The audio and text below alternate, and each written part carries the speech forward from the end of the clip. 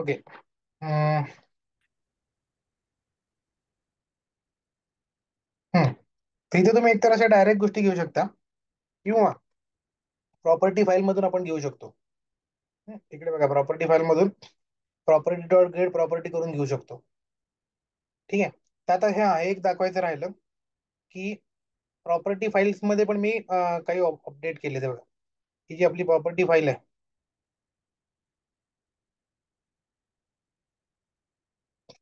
आपण काल दोनच गोष्टी ठेवल्या होत्या ना याच्यामध्ये, क्रोम आणि हे. तर याच्यामध्ये काही डेटा टाकलाय. त्याच्यामध्ये बघा, इनव्हॅलिड पासवर्ड टाकलाय लॉगिन साठीचा. हम्म. हम्म, आणि ती जी स्ट्रिंग आपली असते ईमेल पासवर्ड नॉट मॅचिंगची, ती स्ट्रिंग कम्पेअर करण्यासाठी आपल्याला एक द्यावी लागेल ना, ती एक टाकली. आणि त्याच्यानंतर आता हे पण first name last name telephone, हा पण डेटा टाकलाय. तर हे आपण आपण वाढवू शकतो, अजून काही जास्त टाकलं नाही. आणखीन जास्त पण टाकू शकेल, म्हणजे टाकला पाहिजे व्यवस्थित. म्हणजे काय होईल, तर हे मला ना इकडे असं हे द्यायला नको. काय म्हणतात, इकडे मला अशी द्यायला लागतंय बघा, असं द्यायला लागतंय. त्याच्याऐवजी मी इथे काय देणार, तर मी डायरेक्टली हे वापरणार, प्रॉप डॉट गेट प्रॉपर्टी. आणि त्याच्यामध्ये मी फक्त ते डेटा देणार. म्हणजे आता इथे मी सचिन पाटील देण्याऐवजी, म्हणजे सचिन असं देण्याऐवजी मी असं देणार गेट प्रॉपर्टी. आणि या ब्राउझर नेमच्या जागी मी काय देणार, तर कॉन्फिग प्रॉपर्टी मधलं माझं काय आहे ते रजिस्टर्ड फर्स्ट नेम, तर हे फर्स्ट नेम देणार आहे बघा इथं. गेट प्रॉपर्टी फर्स्ट नेम, म्हणजे इथे सचिन नेम येईल. पाटीलच्या जागी पण तसंच, प्रॉप डॉट गेट प्रॉपर्टी. आणि मी इथे देणार फर्स्ट नेमच्या जागी फक्त आता काय असणार, तर लास्ट नेम.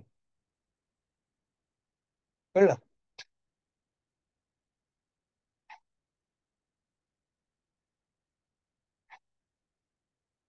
हे बघा असा. तर असं मला एक एक एक एक आता कसं आहे, सगळं डेटा भरायचं आहे. हे सगळ्यांना कळते मी काय करतो, मी आता हे सगळं याच्यात कन्वर्ट करतोय. म्हणजे इथलं आता हे register with verify registering account with all fields आहे. तर तिथे मी काय करणार, तर तिथे मी हे सगळं काढणार. हे बघा, इथपर्यंत मी काढणार. आणि इथे मी कुठली मेथड टाकणार, तर अशीच ही मेथड टाकणार, ऑल फील्ड वाली मेथड डायरेक्ट टाकून देणार. बघा कसं टाकतोय आता मी. इथे मी ऑल फील्ड वाली मेथड टाकायची आहे, तर इथे फक्त ही मॅन्डेटरी फील्ड वाली मेथड नाही टाकणार. तर त्याच्या जागी मी आपल्या रजिस्टर पेजवरची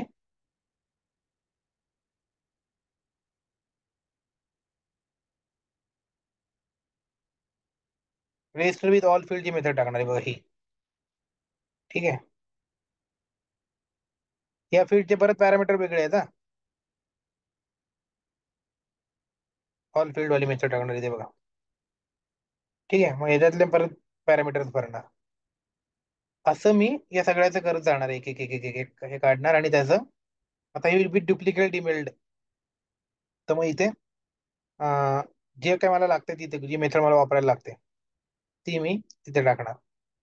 तर असं मी पुढे पुढे चाललोय. तर हे आता तर मला वाटतं टाइम कन्झ्युमिंग गेला, आपल्याकडे वेळ पण तेवढा उरला नाही. 8:30 वाजायला जवळ येत चालले, त्यामुळे एवढं काय होणार नाही करून. तर मी हे सगळं करून ठेवतो. आणि मग रेडी आपला हे करून रेडी ठेवतो. आणि मग आपण पुढल्या याच्यामध्ये एक्सटेंड रिपोर्ट करू, ते पटकन होईल. आणि एक्सटेंड रिपोर्ट एकदा झालं की लगेच आपण मग आपल्या उरलेल्या गोष्टी ज्या आहेत त्या आपण करू. ठीक आहे. जसं की आपल्याला आता हा मेवेन जेनकिन्सचा आणि गिटचं बघायचं राहिलंय. ठीक आहे, तर ते बघू. आणि आपण आता कम्प्लिशन कडे आलोय. काही मला तुम्हाला हा व्हिडिओज पाठवायचे राहिले, ते मी पाठवतो तुम्हाला. आणि मग ते तुम्ही बघा मध्ये मध्ये. मग आपलं बाकीचं तर होऊन जाईल. जेवढं पण इंटरव्ह्यू क्वेश्चन्स किंवा बाकीच्या काही गोष्टी आहेत त्याचे मी काही बनवून ठेवलेले व्हिडिओ आहेत. काही आणि हे हँडल करण्याचे मी काही व्हिडिओ बनवून ठेवलेत. जसं की टेबल हँडलचा व्हिडिओ आहे.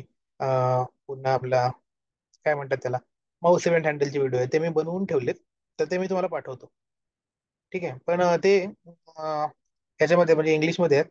तर ते मी वेगळ्या प्लेलिस्टमध्ये टाकतो. म्हणजे इंटरव्ह्यू रिलेटेड, हाऊ टू म्हणजे याचा आन्सर द्यायचा असेल की how how do you explain your framework, तुमचा एक्सपिरियन्स कसा एक्सप्लेन करायचा ज्याचे मी इंग्लिशमध्ये, कारण ते इंग्लिशमध्ये असणार ना रे उत्तर, ते मराठीमध्ये तर नाही ना देऊ शकत आपण उत्तर.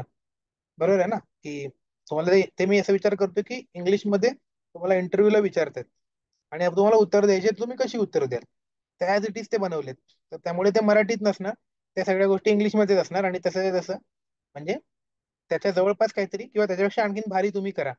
माझ्या लेवलला जेवढं पॉसिबल आहे तेवढं मी ट्राय केलंय. तर ते मी तुम्हाला पाठवून देईन, तर ते तुम्ही साईड बाय साईड करत राहा.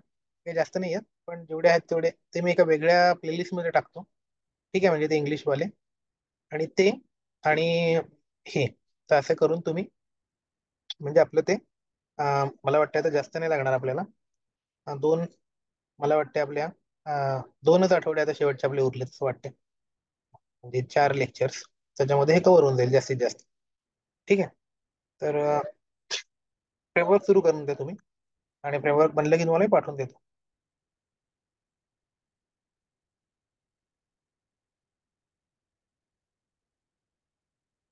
चालतंय.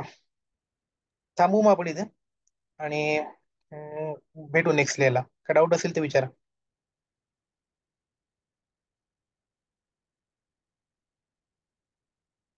चालतंय मग, बाय. थँक्यू.